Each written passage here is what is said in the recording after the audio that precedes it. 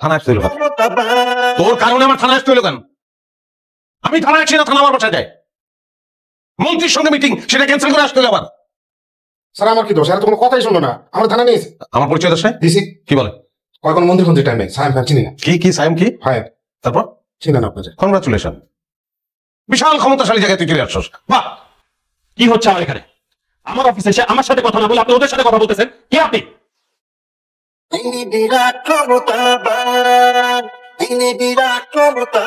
আপনার অনেক সাহস এবং আপনার সাহস অজ্ঞতা প্রসূত।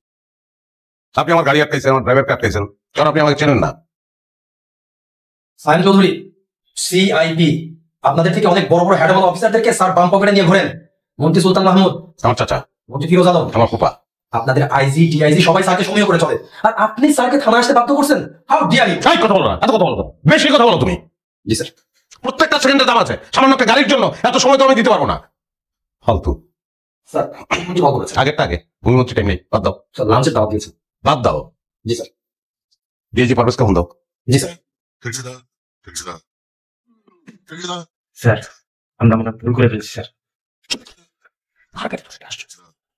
তার কারণে যদি আমার কোনো ক্ষতি হয় তোমার খবর আছে, বুঝতে পারেন?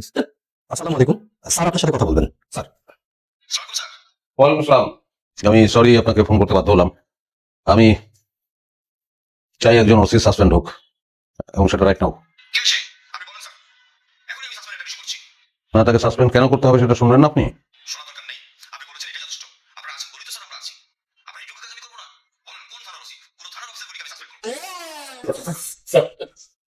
সরি, আসলে একটা মিসআন্ডারস্ট্যান্ডিং হয়ে গেছে। I am extremely sorry.